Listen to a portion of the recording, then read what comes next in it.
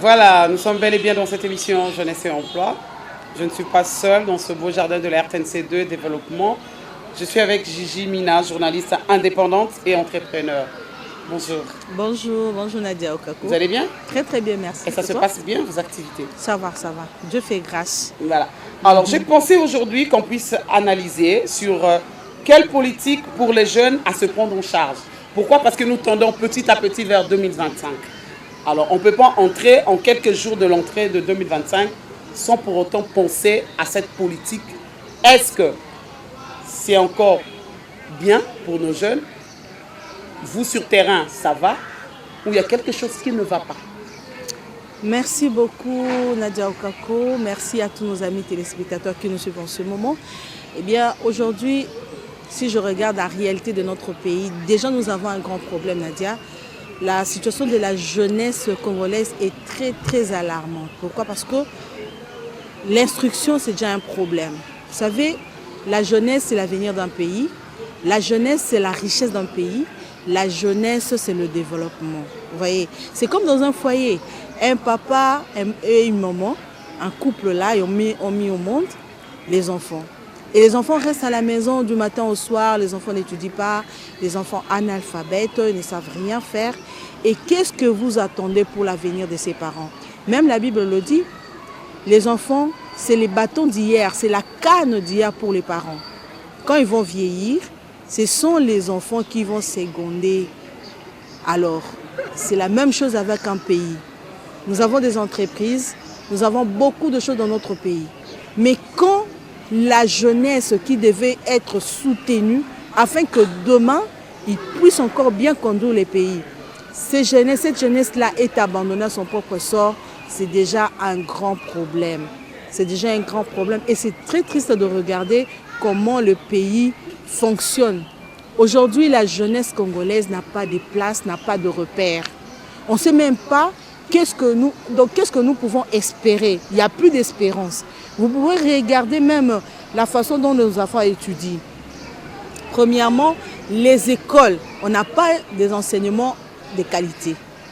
Mais déjà, il y a un pas avec la politique actuelle du chef de l'État. C'est juste une parenthèse. Hein. Quelle politique? C'est-à-dire la gratuité 12 ans. Et les gens sont en train de demander pour que ça monte jusqu'à 17 ans. La gratuité 12 ans, la gratuité c'est bien bon. Mais vous savez, déjà l'école primaire, l'enfant doit savoir écrire et lire. Et si vous regardez déjà nos finalistes, regardez leurs interventions. En français, c'est déjà un problème. La lecture, c'est un problème. Parler, c'est un problème. C'est déjà un problème. D'ailleurs, si vous allez à l'université, les professeurs à l'université accusent des profs des humanités. Ils se disent que non, c'est eux qui nous ont envoyé des éléments qui ne sont pas favorables à l'université. Pourtant, ce n'est même pas les humanités, c'est l'école primaire. Et voilà.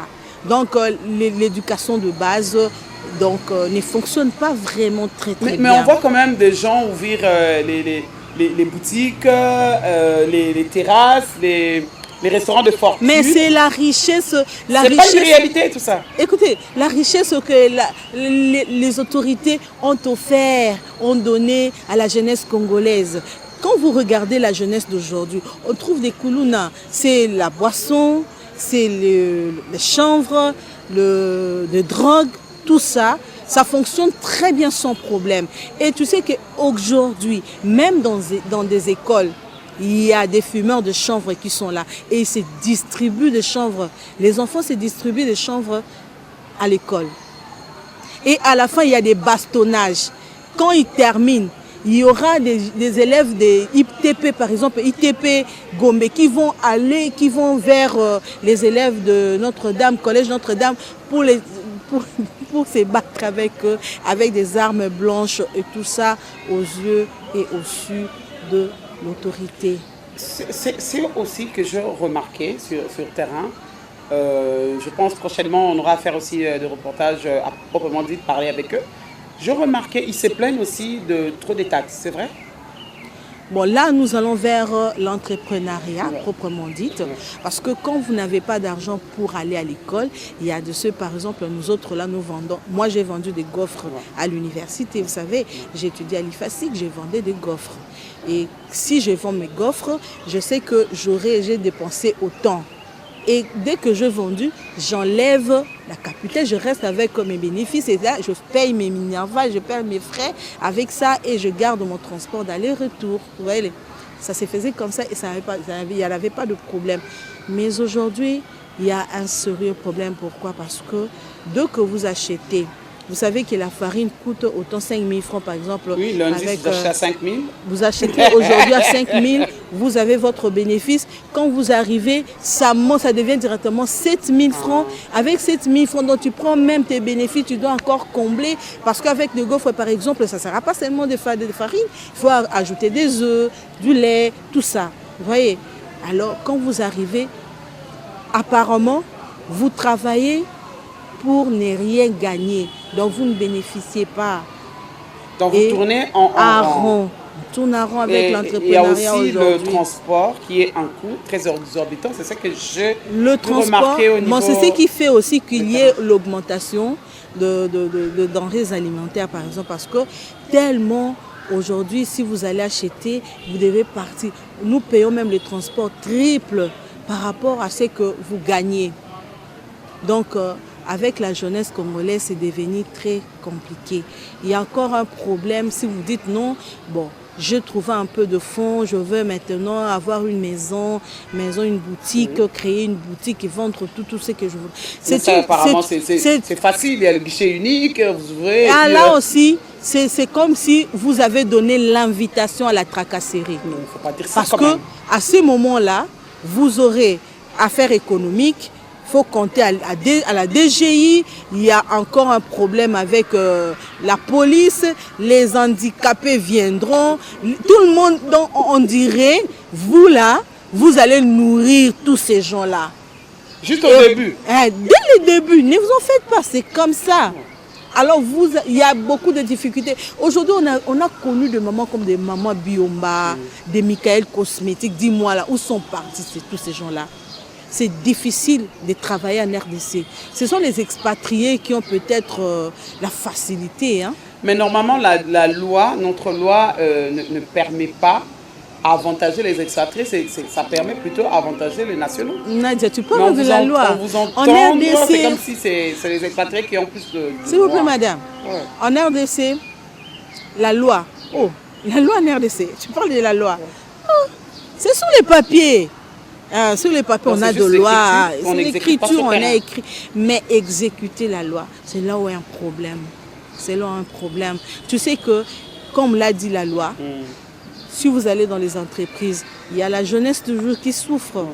Quand ils font 10 ans sans être embauché. Un jeune qui vient dans une entreprise, stagiaire de 3 mois, dès que ça passe plus de 6 mois, il est d'office engagé. Là, c'est selon la loi. Et quand il est journalier, il doit être payé par jour. Et si vous calculez pour un mois, il peut avoir plus de $100. Là, c'est sous la loi. Avec la loi, ça, c'est écrit noir sur blanc.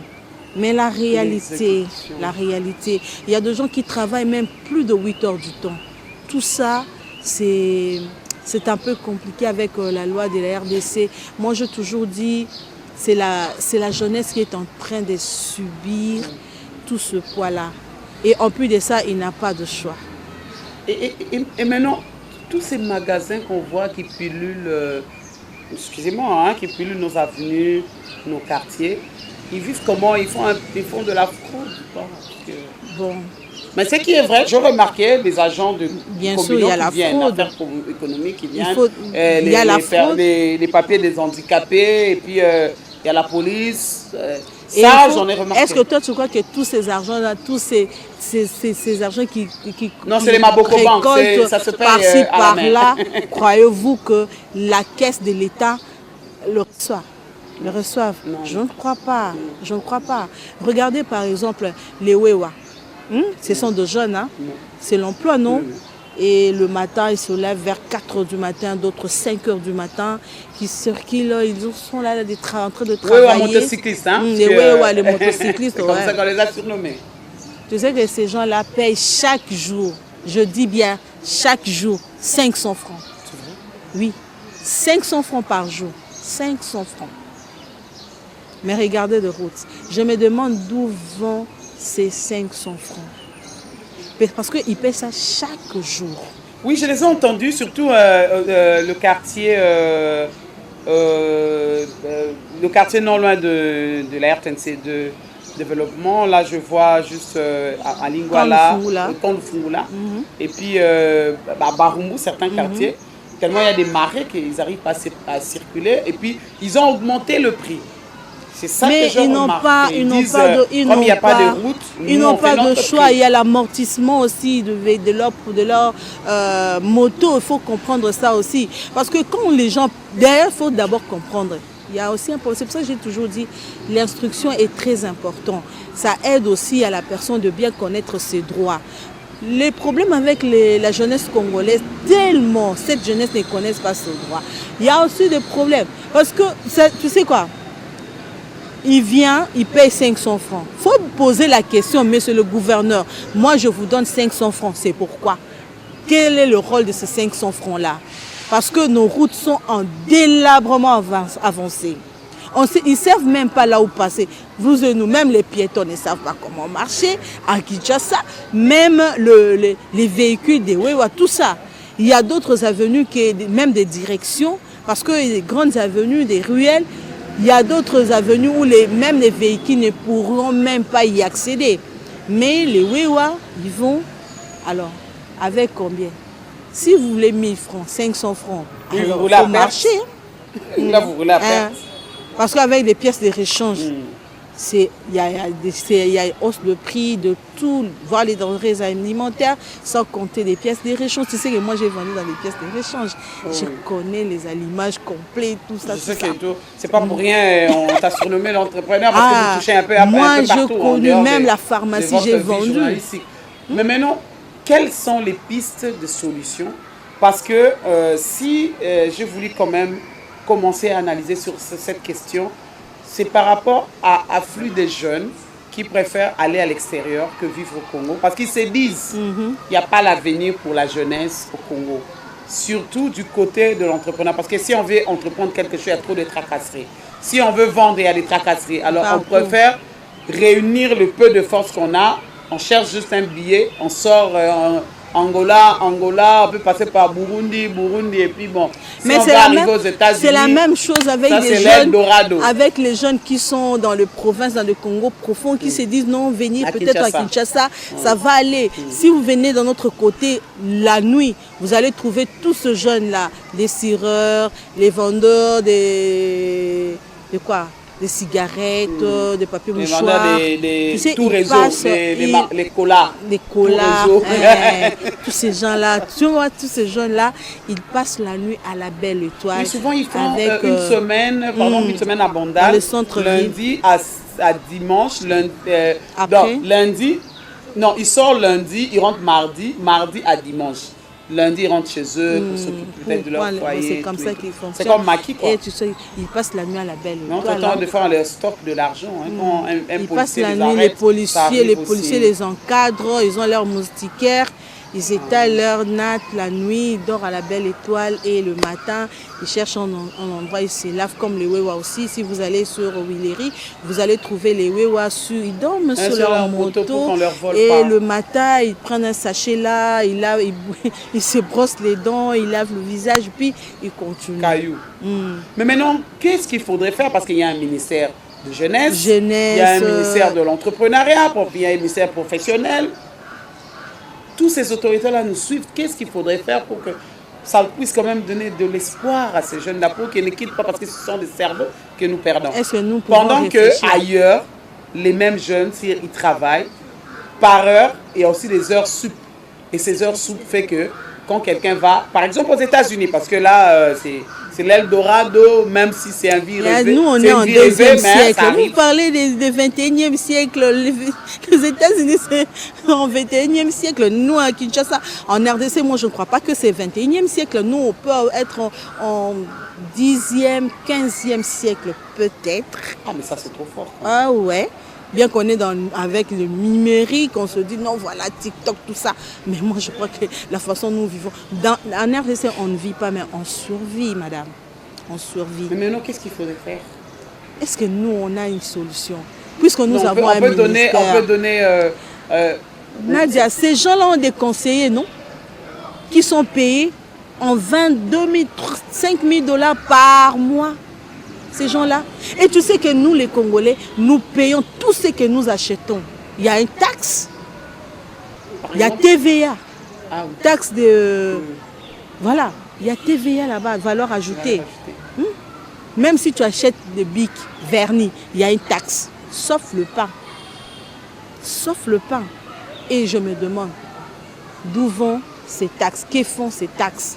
Parce que bientôt, ils vont commencer à traquer, l'année prochaine, ils vont commencer à traquer tous ces conducteurs. Tu me demandes une solution. Il y a des conseillers. Que font ces conseillers là-bas? Qu'est-ce que ces conseillers font?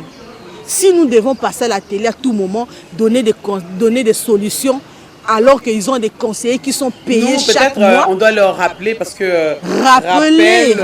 On peut pas se Moi, fatiguer je de ça. me dis, aussi longtemps qu'il y a des ministères de tutelle pour gérer la situation dans tout le domaine, ils n'ont qu'à travailler.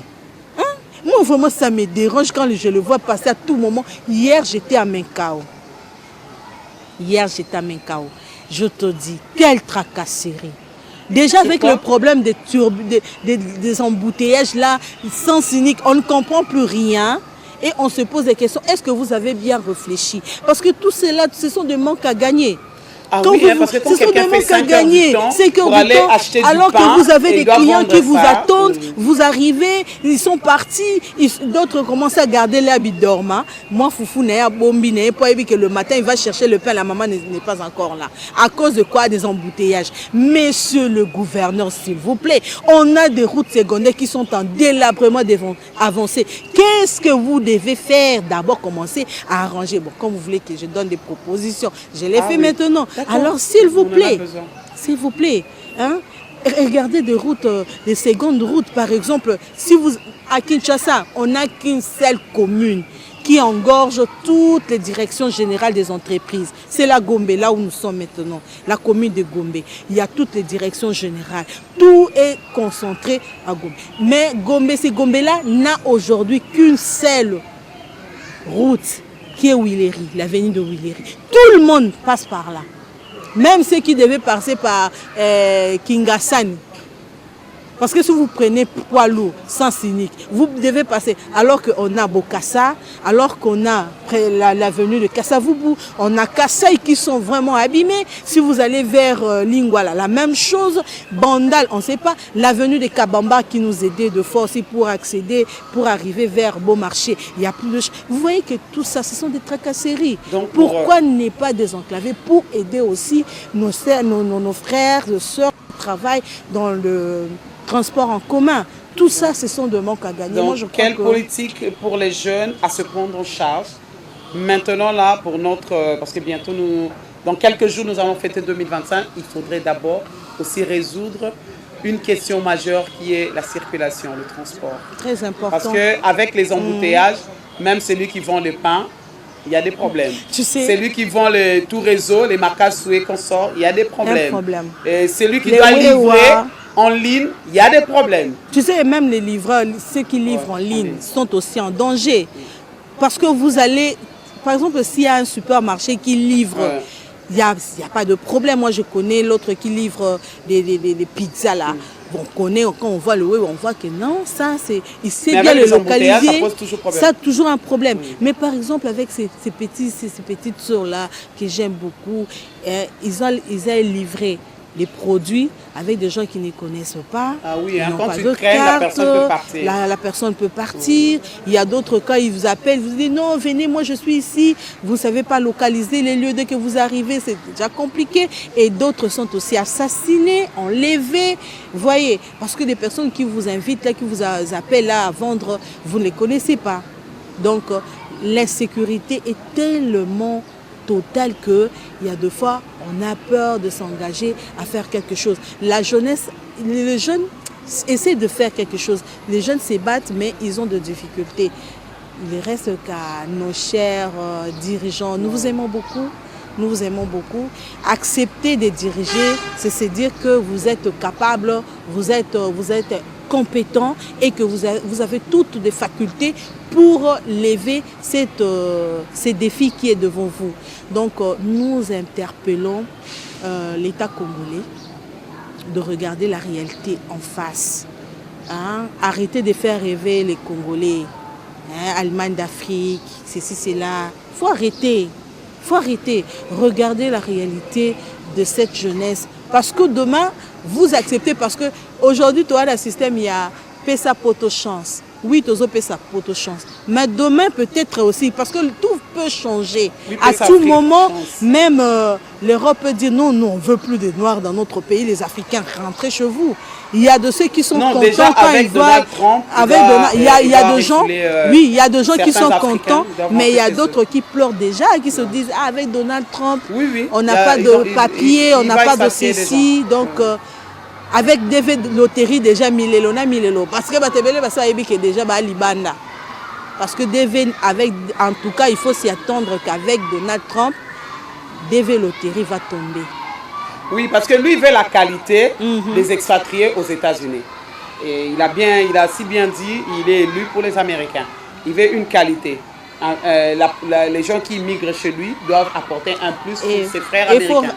Et c'est pour cela que je Et les frères africains sont en danger, ils doivent se préparer. Il y a des gens qui doivent être expatriés. Et parmi eux, il y a plusieurs Congolais parce que le nom de la RDC est en train d'être cité. Toujours. C'est pas pour rien que je pensais quand même parler de l'entrepreneuriat. Parce que si les choses marchent très bien, je pense que les jeunes, avec le froid, et on va préférer travailler au Congo parce qu'avec le froid, c'est pas facile. Moi, j'interpelle le ministère de l'Éducation nationale, le ministère de la Jeunesse, ministère de Travail, ministère de professionnelle.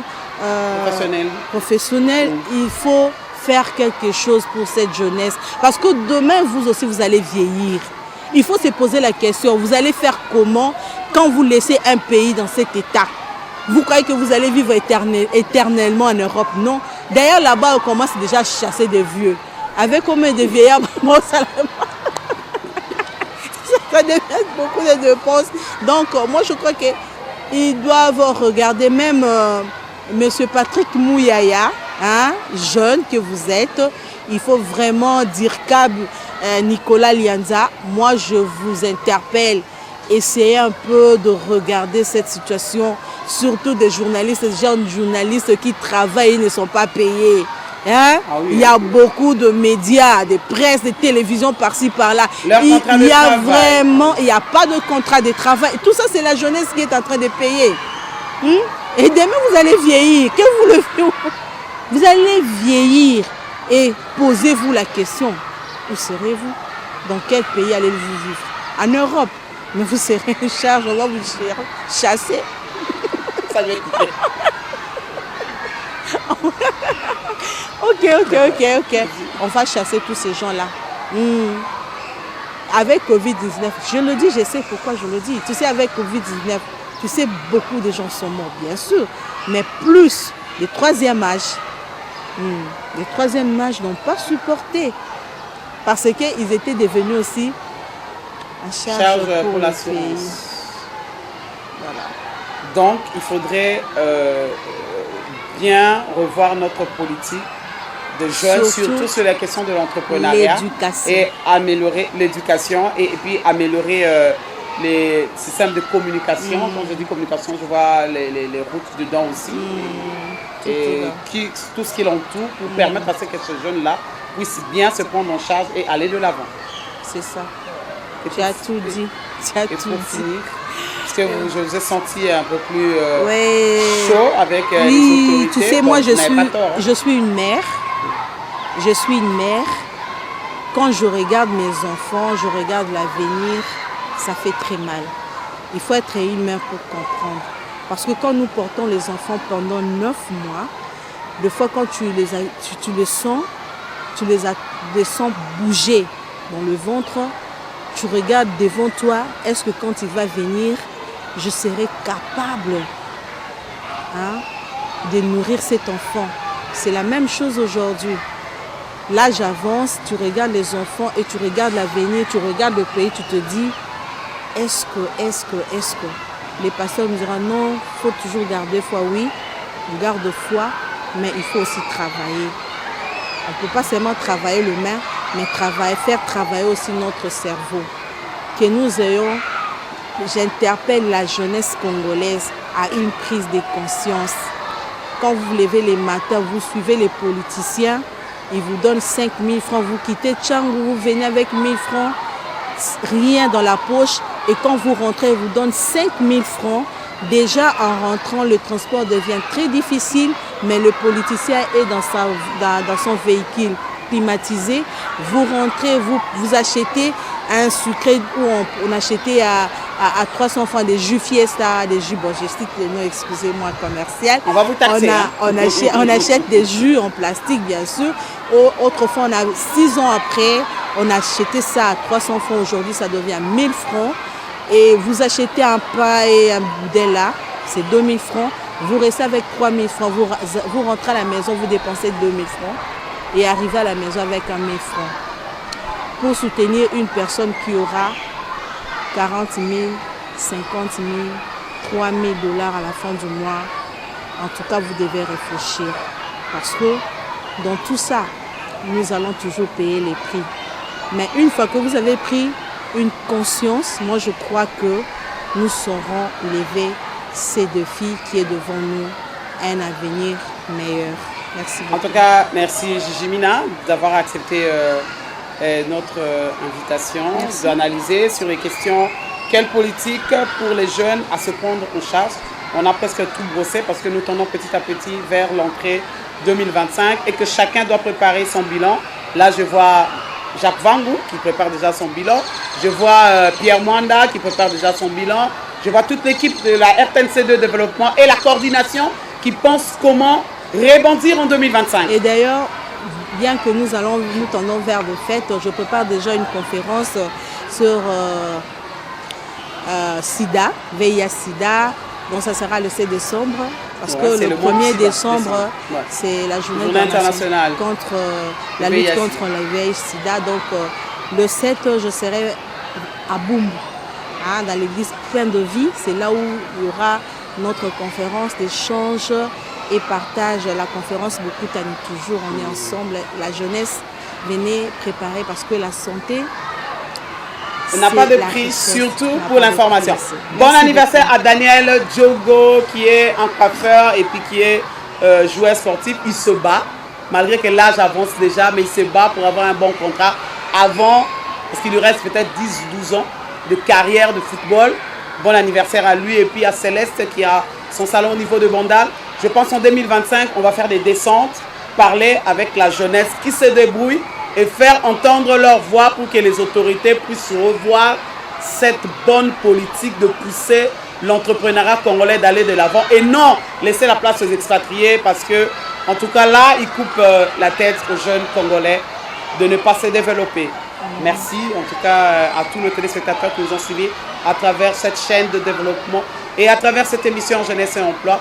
Merci à ceux qui ont géré la technique de cette émission. On se retrouve prochainement. Suivez-nous et appelez-nous à ce numéro qui est devant vos petits écrans. Au revoir.